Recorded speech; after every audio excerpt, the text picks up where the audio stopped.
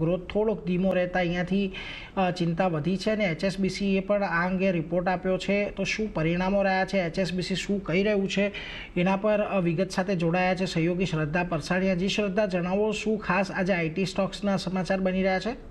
જી, તો સૌથી પહેલાં પરિણામ પર નજર કરીએ તો એક્સેન્ચરે તેઓના FY25ના Q3ના પરિણામ જાહેર કર્યા છે શુક્રવારે, અને Q3માં આવક કંપનીની જે છે તે 8% વધીને $17.7 બિલિયન જોવા મળી છે, અને FY25 માટે કંપનીએ ગ્રોથ ગાઈડન્સ વધારીને 6થી 7%નું કર્યું છે, જે પહેલાં 5થી લઈને 7%નું હતું.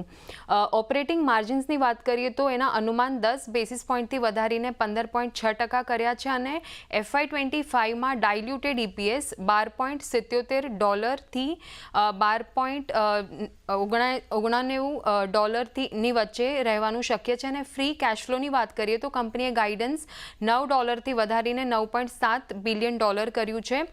Q3માં જેન AIની વાત કરીએ તો એ સેગમેન્ટમાં બુકિંગ $1.5 બિલિયન રહેતું જોવા મળ્યું છે. ત્યારબાદ HSBCનો રિપોર્ટ આવ્યો છે IT સેક્ટર પર.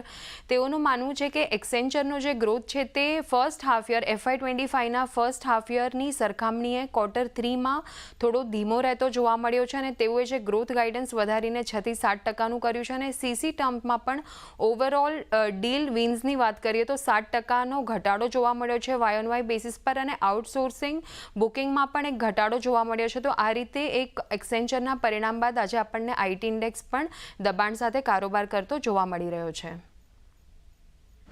એટલે જો આ બધા કારણો બની રહ્યા છે. આભાર શ્રદ્ધા, અમારી સાથે જોડાઈને સમગ્ર વિગત આપવા માટે. તો એક તો ગ્રોથ થોડોક ધીમો પડતો દેખાયો છે, ડીલ થોડી ઓછી થતી દેખાય છે, એ બધાની થોડીક ચિંતા આજે IT પર અહીંયા આવી રહી છે, અને એને પગલે જો આજે તમને ઇન્ફોસિસની અંદર તો ઓલમોસ્ટ 3% ઘટાડો આવતો દેખાયો છે. પરંતુ આ સિવાય પણ તમે ઓરેકલની અંદર જોશો, TCSની અંદર જોશો, તો ત્યાં પણ એક દબાણ તમને આજના દિવસે આવતું જોવા મળી રહ્યું છે. એટલે એના પર એક ખાસ ફોકસ રાખવાનો છે.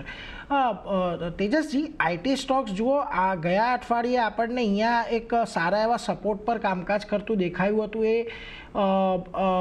જે સપોર્ટ છે એ આજે બ્રેક થતા દેખાયા છે આપણને. કઈ રીતે અહીંયા ખાસ ધ્યાન રાખજો, કારણ કે 1600ની નીચે આજે ફરી પાછું ઇન્ફોસિસ આવ્યું છે. અને આ સિવાય પણ જો અન્ય કોઈ સ્ટોક પર આપનો મત બની રહ્યો હોય IT માટે?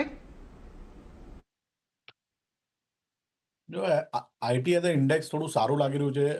સ્ટોકે IT ઇન્ડેક્સે હમણાં 200 દિવસની મૂવિંગ એવરેજ આજે તોડી છે, પણ તમે જોશો તો ઓવરઓલ ચાર્ટ સ્ટ્રક્ચર હજુ બી સ્ટ્રોંગ છે. 37,600નો પોઝિશનલ સપોર્ટ છે. જ્યાં સુધી બ્રેક નથી કરતો, મને લાગે છે ઘટાડે IT સ્ટોક્સમાં બાઇંગ આવી શકે છે. HCL ટેકનું કાઉન્ટર ઘણું સારું લાગી રહ્યું છે. આ HCL ટેક રિયલી એક આઉટ પરફોર્મર રહ્યો છે. તો અહીંયાથી જો 2-3%નો ઘટાડો આવે તો HCL ટેકમાં પોઝિશન બનાવી શકે.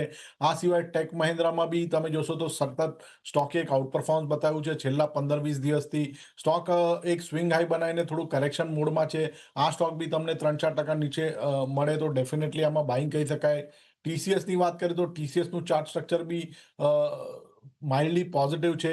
સ્ટોકમાં એક 3350ની આજુબાજુ સપોર્ટ છે. જ્યાં સુધી હોલ્ડ કરે છે એક માઇનર પુલબેક રેલી આવી શકે છે સ્ટોકમાં. એટલે જુઓ, ખાસ કરીને HCL ટેક મહિન્દ્રા થોડો ઘટાડો અહીંયાથી વધતો દેખાય છે, તો તમારે અહીંયા ખરીદદારીની તક બનતી દેખાઈ રહી છે. TCSમાં પણ એક પુલબેક રેલીની અપેક્ષા છે, એટલે ખાસ કરીને આ બધા સ્ટોક પર નજર રાખજો. અહીંયા તમને ઘટાડે ખરીદદારીની તક બનતી દેખાઈ રહી છે. પરંતુ એ